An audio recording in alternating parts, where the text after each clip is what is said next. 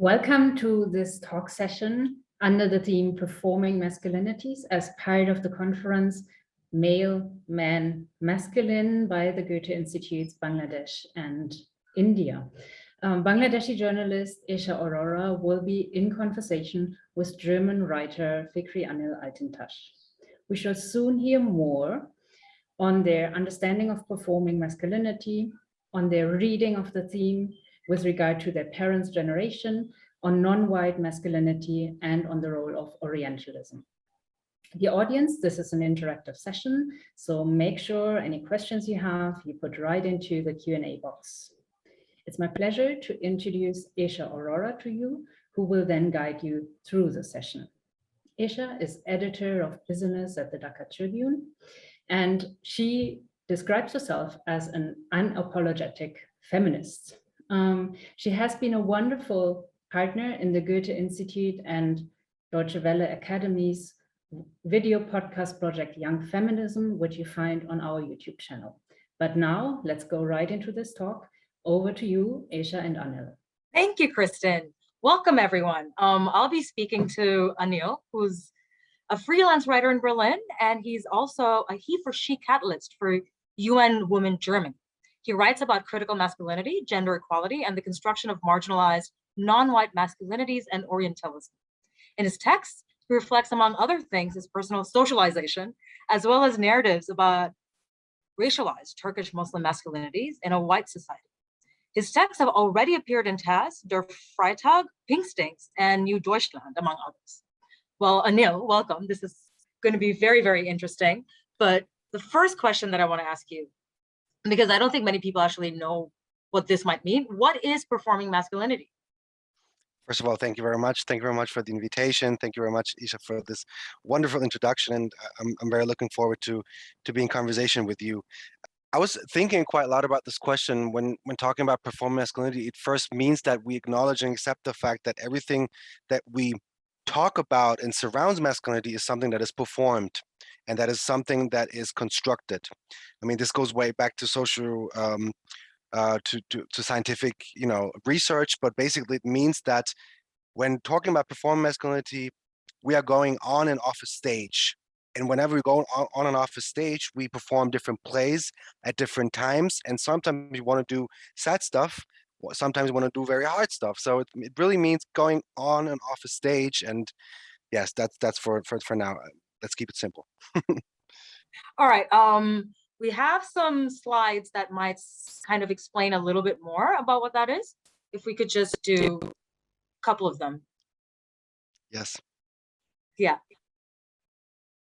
Well, here we go. So what is performing masculinities, right? Like, it is basically the attitude and behavior that shows masculine traits. It's mostly aggressive, strong, they're leaders, and they're supposed to be in control. And they're all hyper idealized masculine traits. Patriarchal value systems will have you boxed into two distinct gender identities and behavioral norms, right? So this is what we perform on a daily basis. Like, I'm a woman and you're a man, so you have to perform these sort of genderized roles. So what are these traits really? Men don't cry. We hear this a lot. And then there is, take it like a man. You have to be strong. Take it like a man. And don't be a pussy. Don't be like a woman. Don't be scared. That's another kind of, control your woman as well. That's a big thing. And these are all examples of suppressing emotions and appearing strong and using violence as a means of control. And this is commonly known as hegemonic masculinity. So I'm going to pick up a little bit more from here, Anıl. So when we talk about hegemonic masculinity and performing masculinity, where and how did you kind of come about understanding that you're doing this yourself and it was kind of wrong? Oh, wow. I would like to know how much time you have, but it is mostly when I felt uncomfortable being myself in a situation where all my friends were something that they really believed in. I always give the example of me. I play football. I mean, passionately, I played football, and right now I'm in Turkey, so people are very passionate about football. And at the same time I was playing football, I was also into Latin American dances. I was doing cha-cha, jive, rumba. I always give the example of when I feel uncomfortable with being myself, that's when I knew I was performing something that all my other peers would be very comfortable with doing or living. And I always give the example of, you know, I'm a very passionate football player. I used to play soccer all the time, football all the time. Now I get confused. And I'm in Turkey right now. People are very passionate about football. And when it comes to football, people really know, and they would love to know, that this is something characteristic for men to be doing. And at the same time, I was 14, 15, and that was the time of middle school, on the verge of going to high school.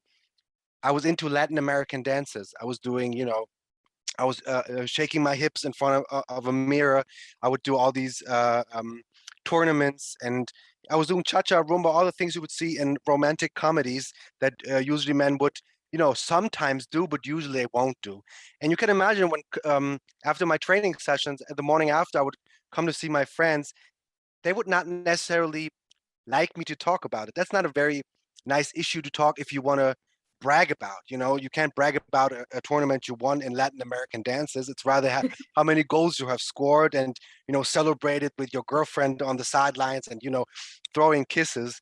So I was in a sort of ambivalence, and there I knew that it's something I really have to deal with, or suppress the notion of me being a real man, but while also dancing. My mom loved it, but my dad was like, "This is very weird. You dance like this could be your sister dancing. Why are you doing it?" So it's feeling uncomfortable, and then with this feeling of uncomfortableness, I knew I was performing something that I didn't really feel comfortable with. Very good. You've hit the nail on the head. Basically, people kind of perceiving dancing as a very feminine trait, and therefore, you have to perform your masculinity. Now, there's a very interesting article that you wrote about how men don't really hug, and they don't really show physical affection, and that story is about, it goes through how you kind of like connect with your father. And as like a second generation Turkish German Muslim man, and having to kind of understand that there is, the cultural norms in Turkey is very much like men don't touch. The cultural norms in Germany is also very much that men don't touch. And there is like a thing like where you kind of have two cultures constantly telling you, reinforcing this idea. How did you realize, and when did you realize that like it's okay to express yourself physically and show affection physically, and having to kind of balance both these cultural ideas that are constantly being thrown at you, that it's not okay? Thank you for this wonderful question. I think I'm still in the process of really getting to know what is acceptable to my parents, or what at a certain point they don't care about anymore because they're very old. So it's mostly, and this is also part of this problematic of when I'm talking about masculinity, because as you said, masculinity is all about control, about being in a situation where you have to perform and outperform others. So the two cultures are really affecting in a way that I realized that obviously I in Germany we have this term among migrant people that always seem to have an imposter syndrome. So whatever we do, we have to excel in it. Otherwise, our other white peers won't accept us. So the moment I was successful with my dancing, and successful in a way that some other white people surrounding us were like, this is interesting, very good. My parents seem to like, okay, this is getting him places. Let him do it. So whenever I was successful, they accepted me of maybe a wrongdoing of what they perceived or expected from my masculinity. But at the same time, I felt like I was very concerned about the way my parents were socialized, and very concerned about the way that we did not talk about it at all. So opening up the conversation, even talking about the history of my father, because as you know, everything we do around masculinity is always embedded into social political context. So it's changeable, and how politics is changing, masculinity norms are also changing. I mean, in Turkey, we have a very militaristic state. So masculinity is obviously intertwined with being in a militaristic and soldier-like state. So I was, it's both ways. I just accepted that I'm different from my father, but at the same time, I was trying to tell my father that I want to excel in the things I do. And when am I talking, he said, okay, you do you, as long as it brings, joy to the family, you do you. But it's mostly, I'm trying to still think of ways how much his migration to Turkey, or my family's, has impacted his masculinity. And in that respect, how did it affect me? So this is an ongoing process. I'm figuring it out, but I'm sure, the masculinity norms of your parents maybe you can tell us about that too, were different 40 years ago, and then maybe they have changed, and maybe they have changed with your generation, your parents' generation. It's very interesting because same, my parents' generation had a very sort of boxed in idea, but interestingly enough, they were both like, my dad's a professor and my mom's a human rights activist. And so in the 70s, there was that brief time, just like now actually, where there's a lot of talk, a lot of revolutionary kind of critical ideas about women's rights, men's rights. It's evolved. By that time, they were living in Toronto and they were doing all of these things. But interestingly enough, at the end of the day, my mom had to be the one who ended up making the meals. You know what I mean? Yeah. But that essentially is, we can talk about these things a lot, but when it comes to our personal lives, it doesn't really translate. But I think it's happening now, and it's happening in a way where we can identify that, this is not okay. This is fundamentally not okay to kind of deny somebody their self-expression, or saying, men don't do these things. I mean, men can do anything that women can do. That's what I believe. I mean, that's a perfect example of, I feel like my parents are somewhat 70 years old. So I was born when they were already, 40 years old. And I accepted the fact that my father won't be a feminist for all of a sudden, but I make him understand that these are struggles that are important. I mean, he grew up in a very politicized era of Turkey, when he had to flee the country basically because of political reasons. And at the time, feminist movements or feminist fights were part of a then called revolutionary fight of a societal struggle and transformation. So I try to pick up those memories of him, and obviously these frames, to make him understand why is this so important. But at the end of the day, my father can understand everything on a theoretical level, which he does. But at the same time, if we talk about care work, it is still the same. But then again, and that's where the problematic surrounds, especially when looking at the narratives in Germany, that people think everything is he is everything because of his religion or because of his culture that is, ascribed as Muslim and Turkish. And that's where we fail to shed light in a German media narrative or discourse that this is a all societal problem. So people tend to switch these problems onto or mark the problems as a problem of Muslim men, Muslim families. And there where it gets really tricky. And in this very trickiness of situations and positionalities in societal structures, I myself find myself in a position where it's a struggle to think of care work. It's not that I've just won over the patriarchy. It's not the case, but it's a daily thing. And imagine for my 70-year-old father, who's still in the process of letting my mom do everything on a daily basis, it's a struggle. Also, if any one of you want to ask any questions, if you have any comments, please put it in the Q&A box. We will be answering and taking all your questions and going along with it. There is an interesting thing that you just said, because that in South Asia in general, right, is hugely problematic. Like, if a man says that he's going to go home and cook for his wife, then all his colleagues and friends are going to laugh at him. Right? And it's the same across South Asia. I think it's the same across many, many cultures, where this problem of care work and saying that men won't clean, men won't cook, men won't take care of the children, men don't do that. And even if the men who want to do it, because they want to fit in, they end up having to say well, yeah, I wouldn't do that, but not have that conversation. And I think we really need to start having a conversation about how that's okay. You are also responsible for yourself. I think it's essentially a problem of telling men that they can't be responsible for themselves and their actions in many ways. And this is where this sort of hegemonic masculine identity comes from. And it's extremely problematic because what we're doing is telling men that they can do just a certain amount of things and it's okay. But everything else, all the care work is very feminine and therefore it must be a woman's job. But it's not feminine. I feel like this is one of the biggest issues, I think. And I've read on something that was quite compelling to me because it's sometimes people ask, okay, what how do you define a real man? And people always, and then also in the Turkish context, say you have to make your family and your wife happy in this binary context, in this heteronormative sense, if we speak of it. But if they would be asked, okay, would it make your wife happy if you would clean? They would say, probably yes. Would it make you happy if you go do groceries and it's chores? Yes. But why don't you do it? Because no, I bring the food and the money home.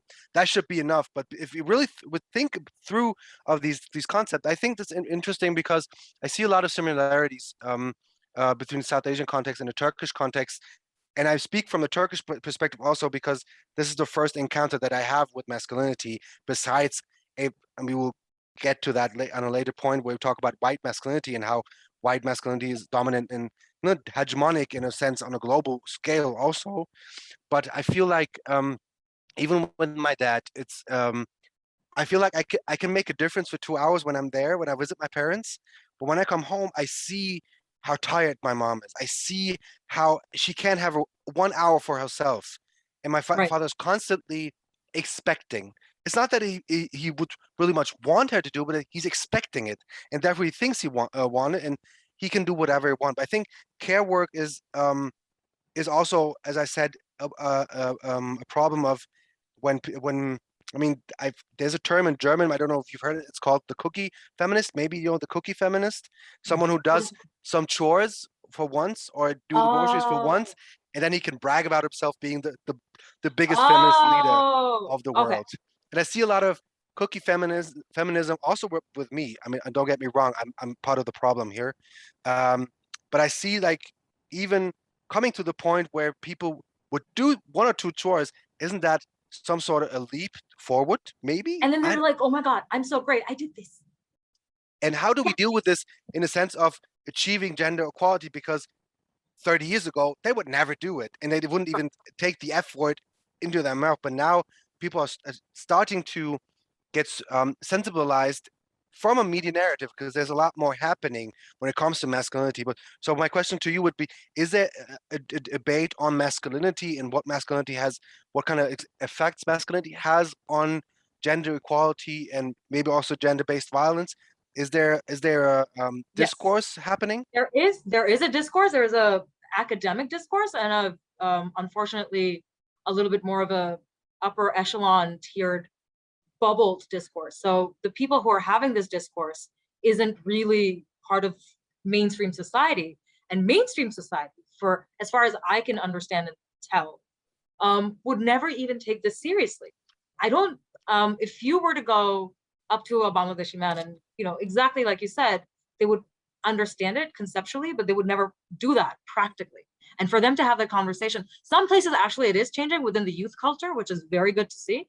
And it's very enlightening in many ways that they're so, dogmatic about like change. But within a certain generation, it's very difficult for you to actually get that point across at all. And that discourse about feminism ultimately ends up in a very sad space of like, yes, women need rights and, this is what they need. They probably would need to just open a parlor or a store, and that's them being financially independent. But what that actually means for a woman in Bangladesh, in many ways, is that the legal system is part of a colonial past. And some of the things in India, a lot of the laws in India were changed. But in Bangladesh, unfortunately, we've kept like laws from the 1800s, which contradict the constitution that says women are equal, but women within different religious backgrounds have different kinds of rights because they're not given a civil fundamental right. So even when you're having that discourse and you go up to the legal system, the high court will ask you why this is, bad. You can go change it, but then the laws are never changed. So you're stuck within a cycle that the society reinforces the belief, and then the legal system and the government like reinforces that. So I think what we could start talking about a little bit more is exactly this: how male identities affect women from actually not being able to achieve their full potential, and also not letting men achieve their full potential, I think. You probably read on this, I think 2 or 3 days ago, where there's a more restricted law concerning abortion law in Texas, where it's basically, I mean, women basically will be prisoners in that sense with this law being, Yeah, coming into absolutely. force and preventing women to reach their full potential. It's also ways of how masculinity is performed and how certain masculinity is by performance manifested, and as you say, creates laws, creates, very visible and manifest laws. And while looking at performance masculinity from that aspect is also that every day those who believe, as you introduced on this notion of or this image of a specific form of masculinity, they believe in their performance, and they believe that in every single thing they do, they have to manifest and reproduce the patriarchal system that they live in. So this is intertwined. So I want to ask you, so where do you see the lines between performing masculinity and creating manifest, visible, living realities that are mostly disadvantaging women? Where do I see the line? Oh, Anil, you got. Or where do you see, where We're having a little bit of a technical issue with Anil. where do you see the connection? Where do I see the connection between? There was a bit of a cut off. Could you just repeat that again?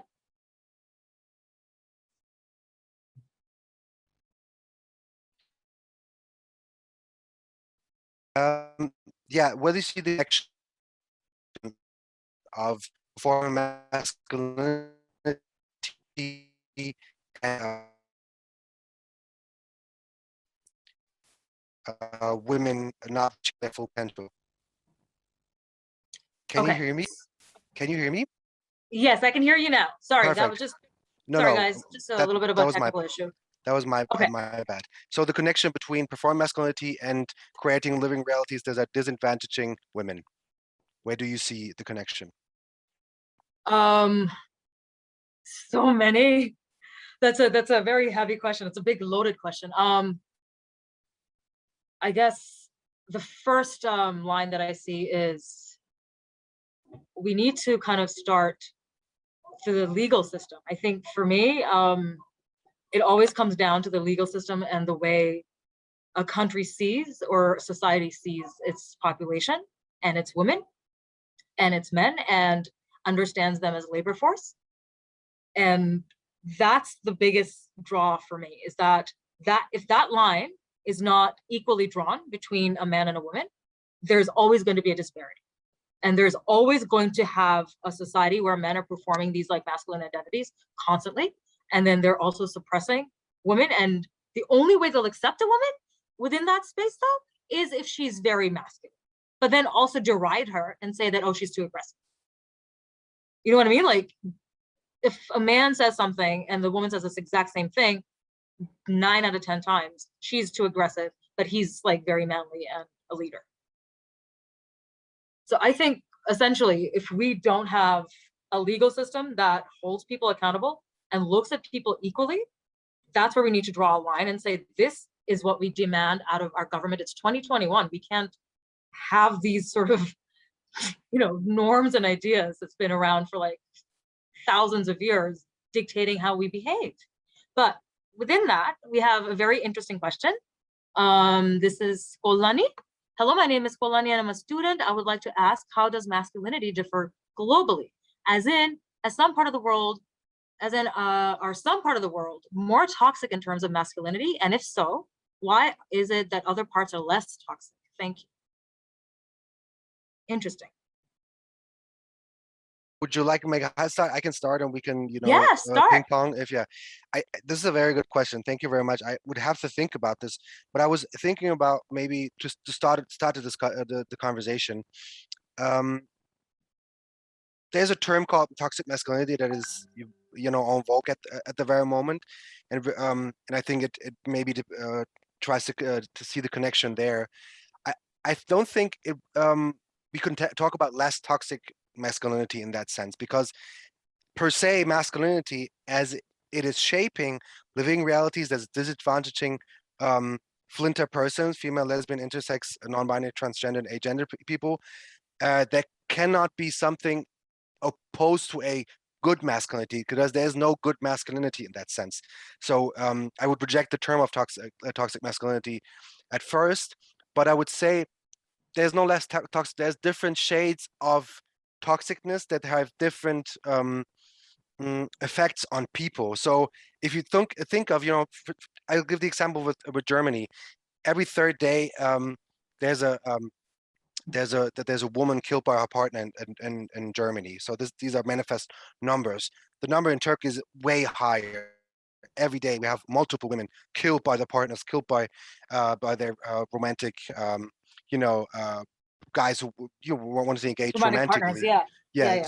So we have a problem of different sorts of sexual based violence that can be toxic. So in toxic sense, I would put it, regarding what it and how does it harm to others. But of course, there's toxic traits that can harm men too. There are also numbers of, if we connect that, for example, in Sweden, men only live 3 years shorter than women. In Russia, Right. this is 10 years, for example. In Yeah. Germany, 5 years. But we look at gender-based violence in Turkey, but at the same time, if we look at all the masculinist, all these red pill, what's the oh god, I forgot the name. All the internet meme frog. Oh god, I forgot. Okay, the incels. The incels. The incels are mostly, for example, white Christian American male, cis male. So differentiate. And these are terrorists at this point, and they're so. Oh god, this is such a good question. I would first give to you, Esha, and then I'll come back. Thank you. Okay, well, to answer your question, Kolani, I think because of the pandemic, you will see that a lot of reports have come out about how there were a lot of gender-based violence at home, violence against women at home during 2020, and it's increased all over Europe, it's increased all over Asia, it's increased all over Africa, it's increased all over North America and South America. So I don't think that there are places in the world that are more toxic or less toxic. I think it is inherent, and certain societies have a way of suppressing that. So it's microaggressions as opposed to just downright violence, but it does exist. And that toxicity you will see just right under the surface. For us, maybe in South Asia, it's easier to recognize because it's so in your face and you know this. But in other parts of the world, if you look at it now, you will see that it is there and it can get violent and it can get extremely dangerous. But usually it's just under the surface, slightly, bubbling. Yeah. So to answer your question, I don't think there's more or less toxic places in the world. I just think that they hide it better. Yeah, I thank you, Esha. I think I was thinking of a case in Germany where, first of all, they hide it better, but then again, it's all about how, and this is a part of the debate in literature, that in how does the patriarchy reinvents itself to protect its privileges. This is also, protecting privileges is also a form of a violence. So in Germany, Germany's portrays itself as a very, liberal, very, progressive country. But in Germany, we have this this law called Ehegattensplitting. So it's basically the marital splitting of, basically the person who earns more benefits from taxes more than the others. And this is also a form of economic violence, for example, because this will lead to all the gender pay gaps and the gender lifetime earning gaps that we know. And this is also a form of violence. So, Esha, I just wanted to highlight what you said of there's difference of what we see on TV on gender-based violence. This is also, if I can just switch to that, the image of what Germany has on, for example, Indian men. There's always violence and gender-based violence, but they don't see that there are a lot more subtle ways of protecting privileges, therefore being violent towards women. So thank you, Esha, for pointing that out. You're welcome. We have another question. It's by Mayuki Ghosh.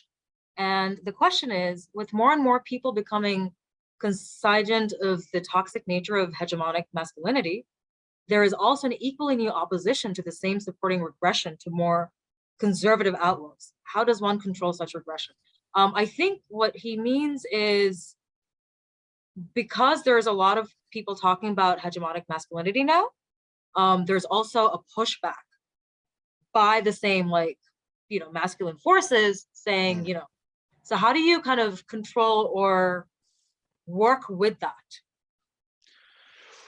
Ooh, I would have to think about that question. So yeah, it's very interesting. Thank you for very much. I mean, first of all, what helped me, to be honest, I mean, I read about all that. First, the first step was to really, as you say, to recognize that there's a problem, and therefore, detecting what kind of problems are interlinked with that. I mean, there's one book by a German author, Susanne Kaiser, who wrote about the political masculinity, and she sheds light on the transnational linkages of pro-life, anti-feminist movements that are heavily supported, heavily funded by Russian individuals, Brazilian intervention by the the Christian. So therefore, pushing back against this notion of, for example, Muslims being a lot more regressive, whatever. That's not the case. We have these anti-feminist movements, mostly rooted in the United States, in Canada, in Russia, and in Brazil, and they are heavily Christian or Orthodox. So what helped me was, I mean, I don't like to call myself a feminist. I would rather speak of a pro-feminist ally.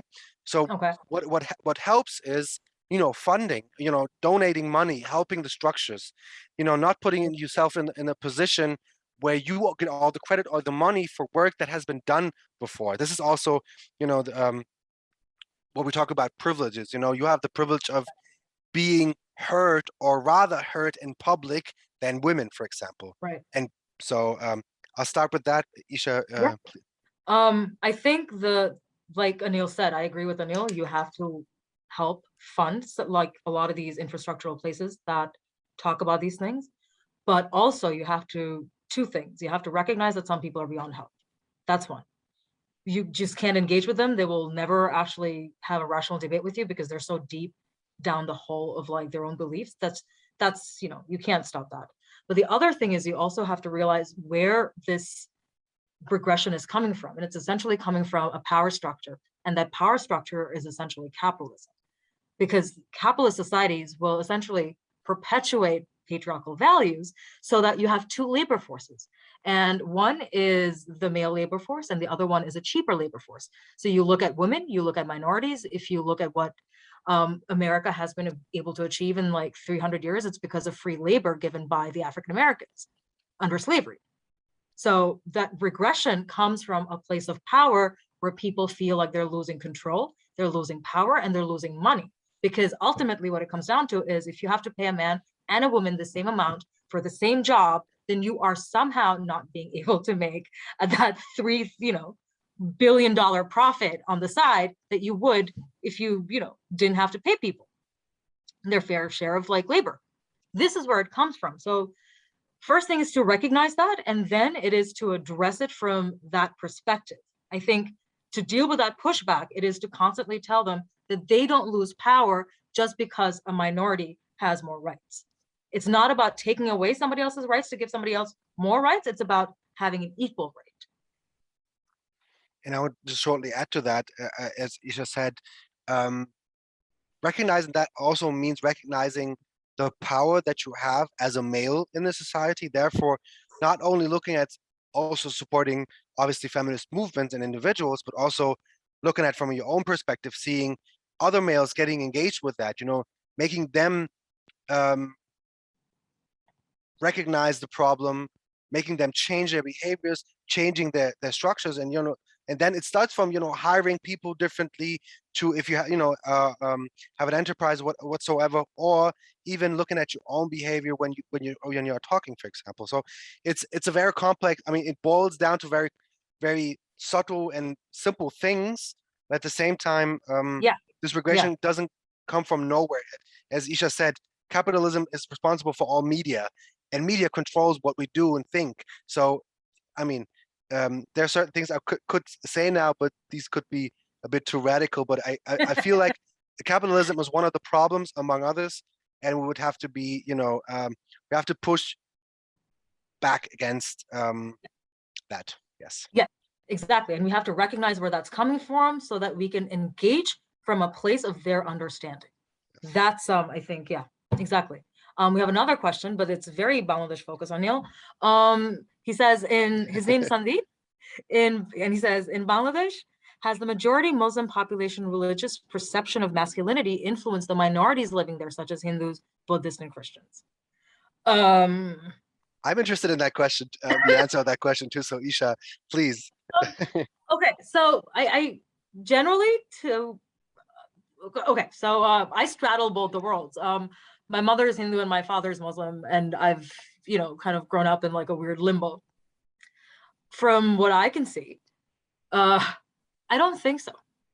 I don't think that minority men's perceptions are influenced greatly by the majority. But what does happen is that we have indigenous matriarchal societies, for instance, in Bangladesh.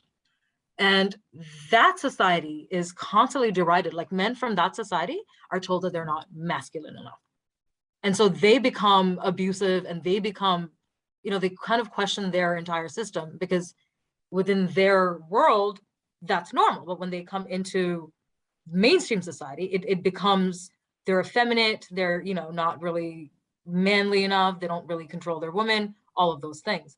But when we talk about Hindus or Buddhists or Christians in Bangladesh, well, they're all, except for Buddhism, mainly patriarchal. I mean, all of these like ideas that we're talking about, I don't think that one religion influences the behavior of the minority population of religions. I think they all have roots of patriarchal masculine behavior within them that reinforces. In Hinduism, a woman can't really divorce, for instance. And in Hinduism, a woman doesn't inherit anything from her father. It's assumed that like the husband will take care of her. Like, she gets nothing. So it's not about the majority, like Islamic sort of ideology influencing minority men or minority women or society to begin with. I think we all have these roots within these systems that influence each other. I don't think that, I mean, because again, minorities also end up living in smaller clusters, and they kind of like influence each other all the time. It's very difficult for mainstream society to come in and actually kind of say that this is how you're going to do that, because that's how they preserve themselves in many ways. I mean, that's my perception. But how about you, Anil? Do you think that like mainstream German Christianity would somehow influence? I mean, wow, this is such a, these questions are so good. I just need to like be very thoughtful of what I say. But I thank you for these questions. I feel like in general we have the notion portrayed by German mainstream media in a sense that there's something such as Muslim masculinity, so-called Muslim masculinity. So people perceive them as being a monolithic block of expectations, behaviors, etc., which is obviously not the case. I mean, we introduce ourselves with saying that masculinity is performed, therefore changeable. So all these things are changeable, and they can change and vary, really depending on the local context you are. In Turkey, for example, we have the saying that on the West Coast, where the people are more liberal, masculinities are different than in the East, for example. In Germany, we have this very stark notion on Muslim narratives. And interestingly enough, although there's a white Christian majority, they say through media, through rap music, through music, these Muslim masculinities, they change the lives of our young white people. There's a danger frame that is evolving around that. So, but what is also, I mean, I think then maybe more sad development is that on the same we have a certain, I mean, Germany is a white country. Germany is dominated by white people.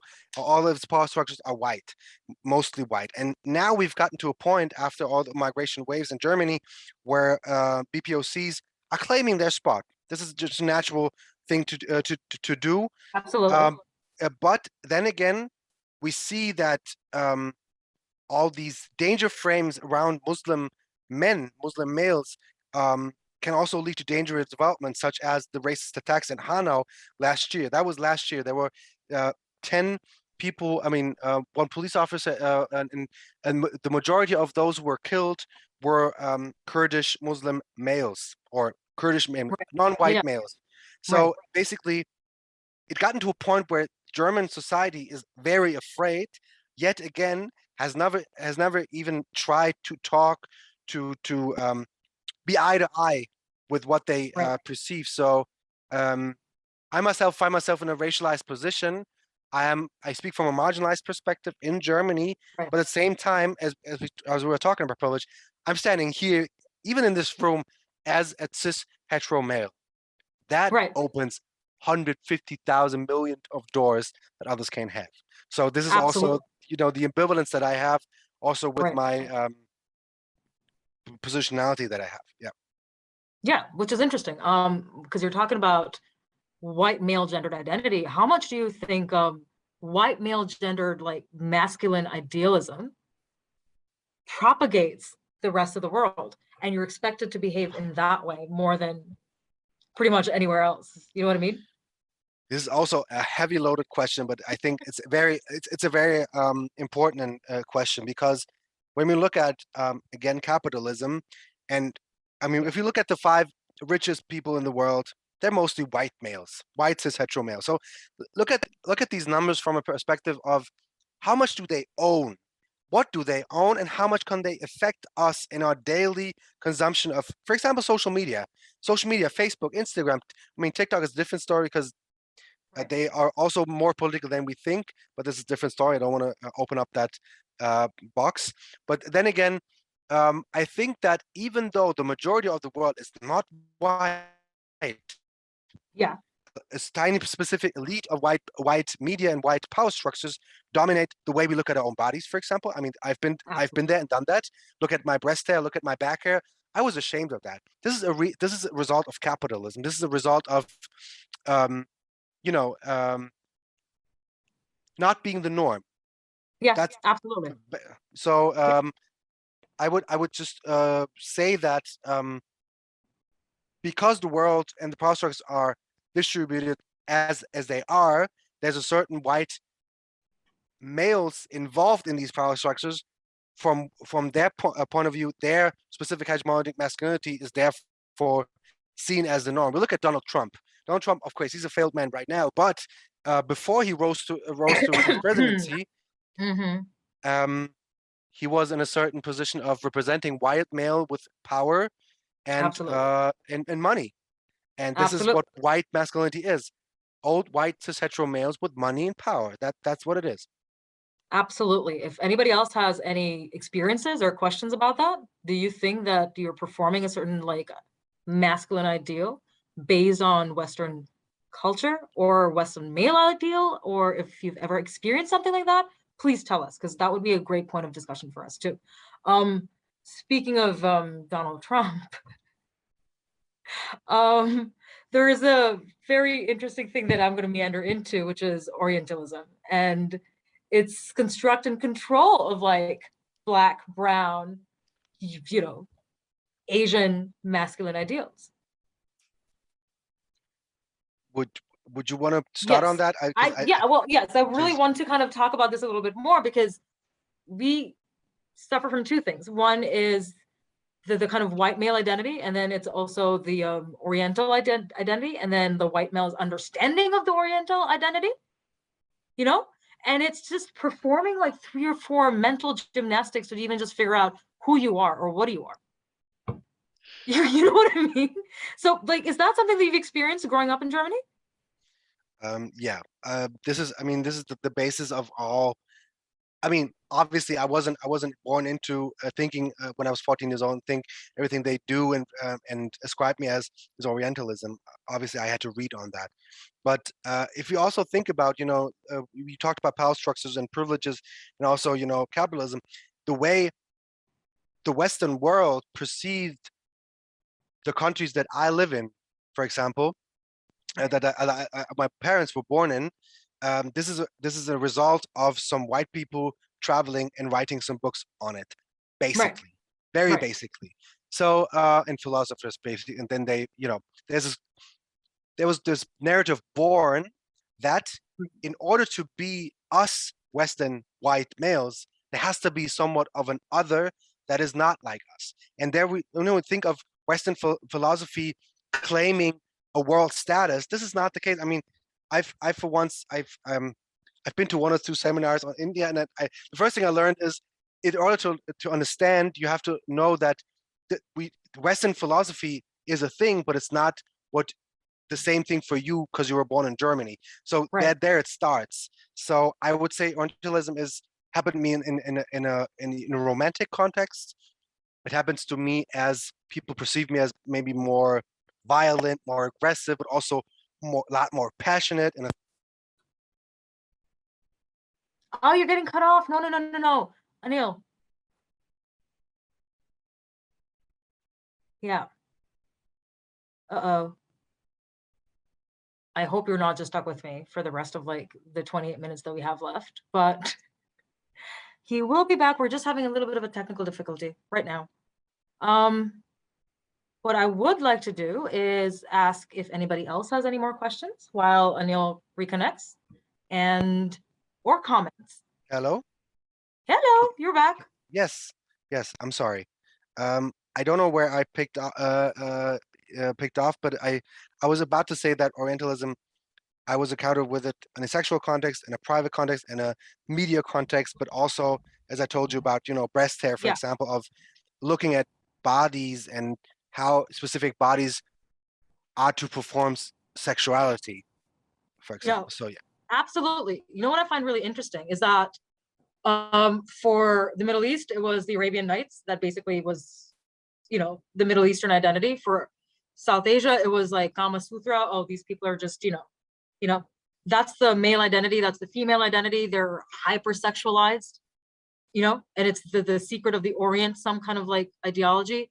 But what was also interesting to me is that in South Asia, because it's a really hot part of the world, women would wear like a sari, which is, it's just wrapped around, and it would be like up to their knees, and it would just wrap around their chest. There was no kind of blouses or anything. And when the Christian missionaries arrived and they were scandalized by, the female body, like, oh my God, what are we gonna do? They started making them wear blouses and longer saris. So in our language, in Bangla, in Hindi, the word blouse does not have a local equivalent because it doesn't exist. It's not part of our culture. It's not part of our lexicon. It's an imposed identity for us. They're over-sexualizing our identities and then imposing their beliefs onto this sort of space of sexual identity and then personal identity. So the women are always sexualized and the men are just like, again, when you started talking about like South Asia, the stories are all about sexual violence. So men are essentially like sexually violent within this sphere. And it perpetuates. I think it perpetuates. Like, life imitates art in some cases. Because men are thought that they have to be aggressive to get a woman. And that's where society just says, okay, yeah. I mean, boys will be boys, like we started. Thank you for bringing up the boys will be boys narrative. I think it's important and understand. Oh, please, go on. Some video turned on. I'm not sure. So what I think is also important when looking at Orientalism from a German perspective is that I mean, yes, I am confronted with these images. Yes, there are also, and this is maybe a problem of living in Europe and people coming to Europe, seeing Europe as a safe haven. Orientalism was always connected to political events. This is a problem when it comes to, when you talk about Islam in Germany, for example. People perceived men from whatever the Middle East is from their perspective as violent because of the countries where they came from are violent, because they use violent aggression, because they are. But then again, and in that matter, everyone thinks that these countries are like that because they've always been like that. But here we are, colonialism. Here we are, foreign interventions, and people don't see, for example, in Islam, and the history of eroticism, for example, in Islam. There has been, the concept of homosexuality was brought by colonizers. This is something that was never even conceptualized or had a term. So all that's been pushed away to create and manifest the notion of you being backwards, you being not able to control your aggression, for example. And in German media, it is also connected with the aspect of what I don't see, with rap music being hypersexualized by mostly Muslim or non-white men, therefore, giving or accusing them of being like this, but no one ever talks about the way social disengagement, social disorder, poverty, and all these injustices do have an impact on how these masculinities are also shaped. This is nowhere to be talked about. This is no one talks about this, but people. I mean, white majority societies are very easy to then, generate this narrative, which is then ethno-sexism. So everything that is related to gender-based violence and sexism is a problem with Muslim men because of their culture and religion. So it's a complex question, but I love the question because that's basically what I'm trying to fight against. But capitalism and white supremacy is there, so it's hard. Absolutely, I completely agree with the imagery. And there's a movie in America, like in the 1920s. I forget what it's called, but it's mainly funded by the KKK, and the idea is that the black man, right, wants to rape a white woman, and he's almost animalistic in his portrayal. Number one, he has, no kind of personality, nothing. And then the woman, to save her honor from the horrible black man, kills herself.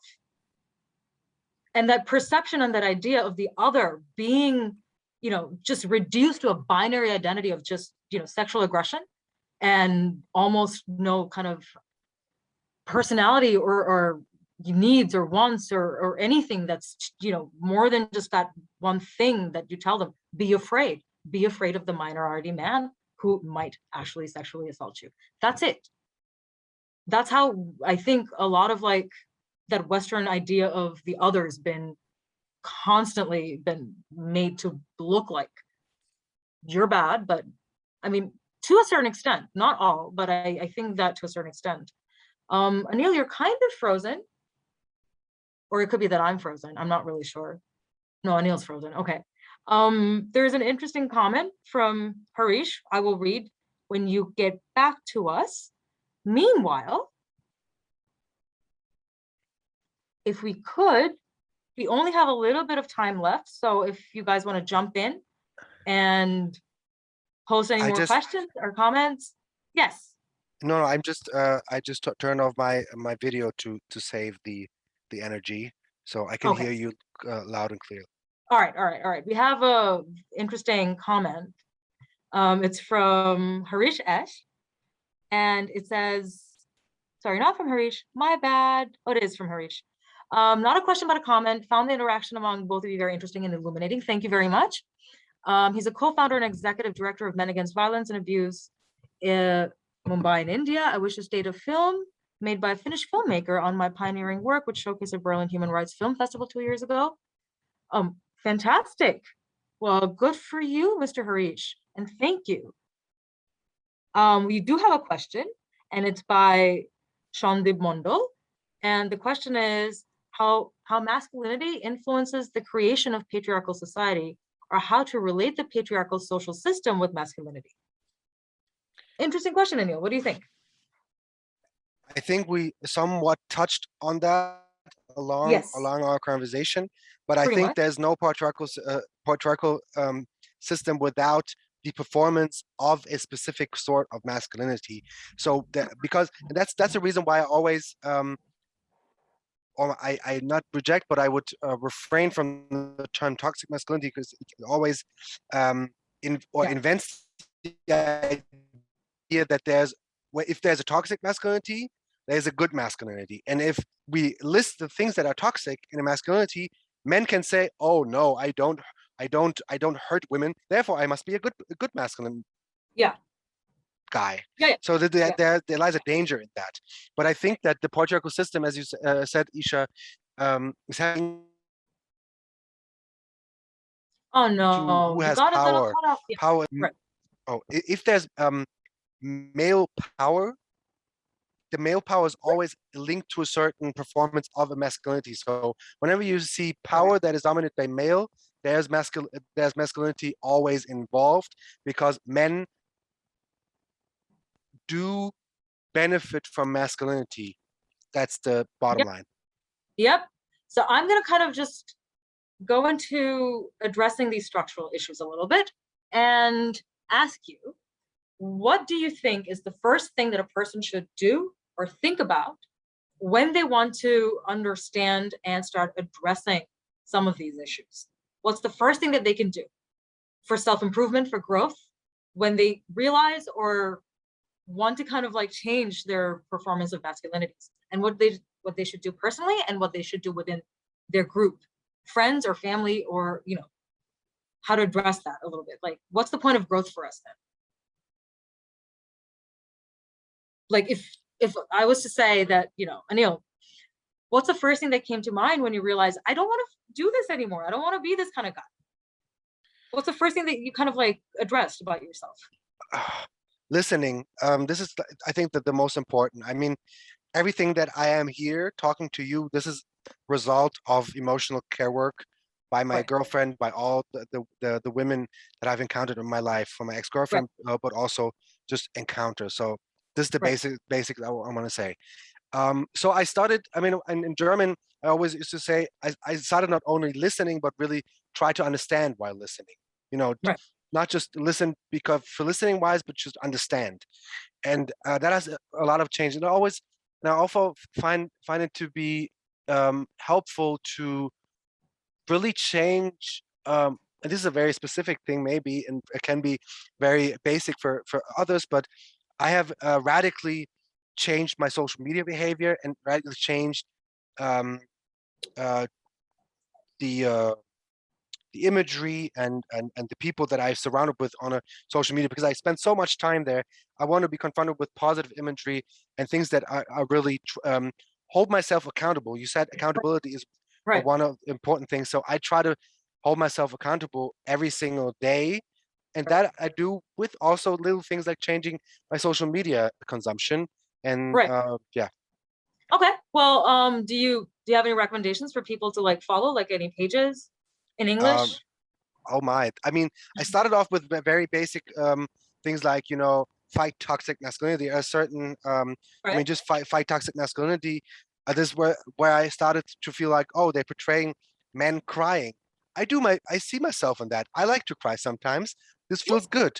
And from there, and then there is from there, and you move to what are the roots of gender-based violence, what are the roots of patriarchal systems, to how to be an ally, how to engage. I mean, as a he for she catalyst in Germany, what we do also, we do workshops, we do impulses, I attend, certain stages where it's important to have a male voice to be listened to, because what I found very saddening is that we still, I speak for Germany, we're still in a situation where men would rather listen to a man speak and would rather take advice from a man. This is a situation, it's part of the problem, but sometimes I feel like even I know on a theoretical basis, what I do is very basic and can perpetuate patriarchal systems. At some point, I have to give an invitation. I have to motivate, and that's what I do with sharing my bar. That need to understand that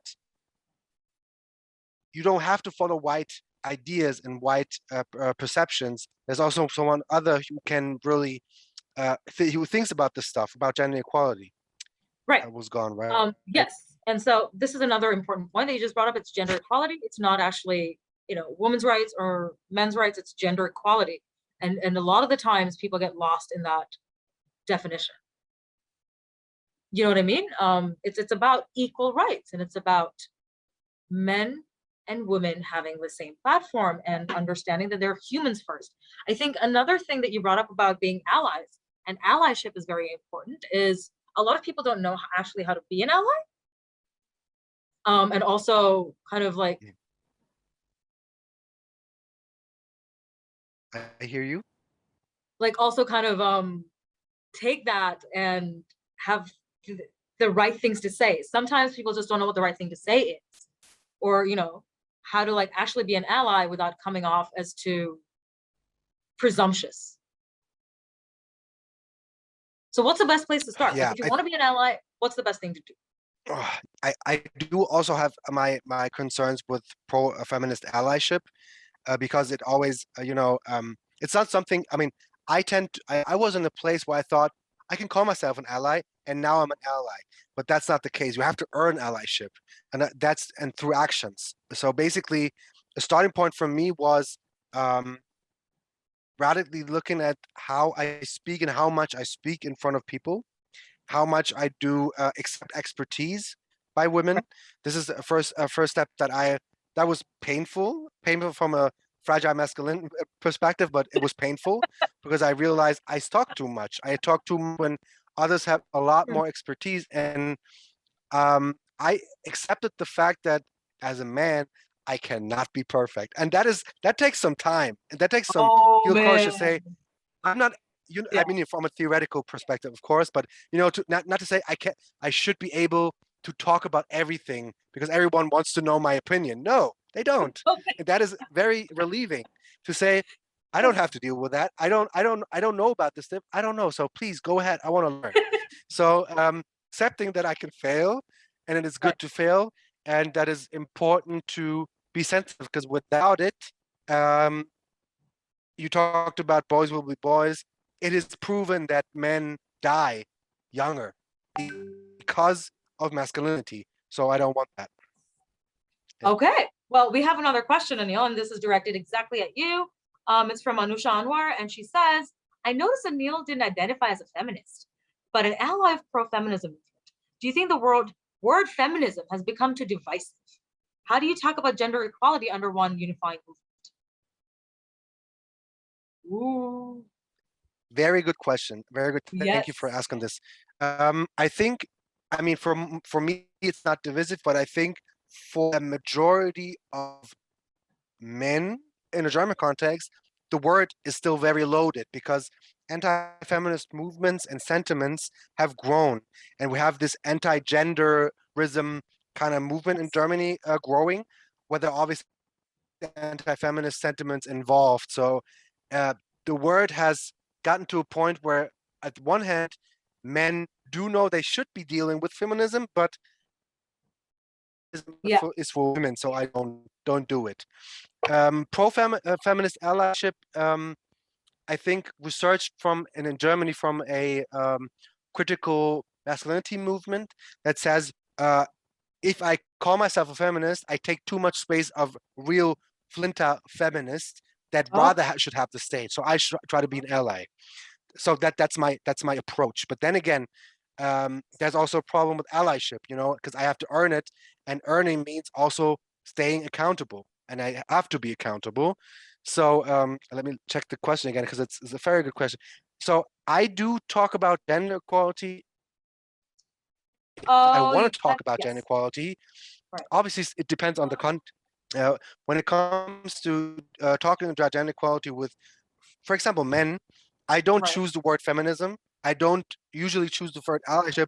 I start the conversation about masculinity, about what is a real man, what is a good man. This is where I start, and this is where people say, I'm not. They're not afraid of feminism. It's like, oh, you want to talk about football? You want to talk about you growing up? You want to talk about your father? I can talk about my father. I can talk about soccer. I can talk about these things. So this is my starting point. Right. But eventually, I want to, I want to deconstruct patriarchy. So that's my main goal. But we have to do tiny steps till we get there. So Yes. yes. So this is my my approach, not the goal, but my approach to the work that. It's a fantastic answer.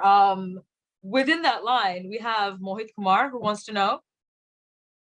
And unfortunately, I think you're frozen, but I think you can hear me. Can you hear me?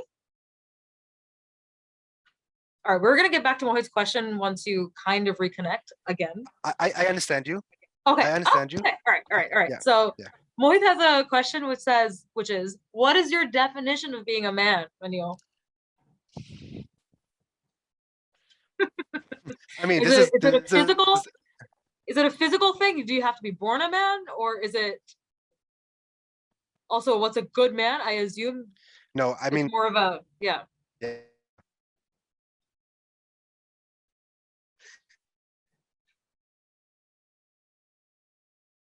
I mean, if you're looking at the question of, and I would understand it from Oh, you're getting cut off, Anil. Uh-oh.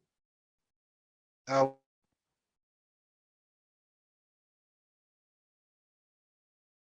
Oh no. Okay. We're not losing him. It's just, can you hear the me? internet, because yeah. Yeah, perfect. So a good man in that sense, a cis heterosexual man is a man who's aware of his privileges. This is the first and foremost, and Yep. he that someone who knows that everything he does by the name of being a man is nothing but a construct, and from there on we can think about all the other stuff. So I would like you to have the last word, because we're talking about vision of masculinity. Right. So Right. We're what is getting your pretty vision close of to a the good man, good masculinity? I think we're very close to the vision of masculinity, but my definition of Yes. a man is a person. I don't have a definition of a man or a woman. I look at people and I see a person first. And my definition of a man is somebody who understands that they're a person and they have responsibilities and they're accountable to the world, just like the rest of us, and understanding their privilege. Exactly what you said. I think we're at a point where I don't want to answer questions based on gender. What's my definition of a woman or a man? No, it's just a human being who should, by all means, have like a good moral ethical compass. That's my definition of a man. But that's pretty close to like one of our actual ideas of this. If you want to move from that, Anil, if you can hear me. Yes, I can hear you. Okay. So pretty close to like what we've actually talked about a little bit, which is, what's your vision of masculinity? What's your idea of a man versus what's your vision of masculinity? Yeah. For me, maybe accepting that whatever we do as social beings in this world is in itself a construct that we can change. Right. So all the toxic traits, the harmful behaviors, they can be changed. And my goal would be overcoming, as you say, masculinity as a concept that really much defines and structures the way we live in, that we overcome it itself. So one that doesn't only is a concept, rather it shed light, this new vision of masculinity sheds light applications that masculinity has as a guiding principle to live in. Can't you hear me? Yes, I can hear you now. Yes. So masculinity, one that is accountable for its action. That's what I want to say. Okay. Well, Can you hear me, right? I can kind of hear you. My All right. my vision of masculinity is Okay. one I can't hear you, that Anil, and we don't have enough time anymore. holds itself accountable. Anil? Yes, I can hear you. Yes. Your vision of masculinity is someone who holds Yes. himself accountable. Okay. Yes. Okay, so we're done. we're done for today. We're out of time. I had such a wonderful time talking to you and this incredible discussion. I'm going to hand it back to Dr. Kristen because we're wrapping it up. And thank you everybody for joining. Thank you so much, Esha and Anıl, for taking us through your explorations of masculinity, for answering many questions that came up in the chat, the audience's questions, and for taking us through the performance of masculinity across cultures in a very deep and personal way. Dear audience, just make sure you don't miss our next session. What's up is a panel discussion performing masculinity in contemporary South Asian cinema, moderated by Meenakshi Shetty, and with 4 panelists, highly acclaimed, Bangladeshi filmmakers Rubaiyat Hossain and Farooqi Mustafa Savar, Indian actress Tilotoma Shome, and Indian filmmaker Devashish Makia. It's at 7:30 Bangladeshi Standard Time and 7 o'clock Indian Standard Time. The link you will find right now in the Zoom chat. And to pass time between now and the next session in 20 minutes, you're very much invited to our networking session. You can meet the team, you can exchange with other participants, and spend some off time, break time with us. So stay with us. The Zoom is also in the chat box. And see you again soon.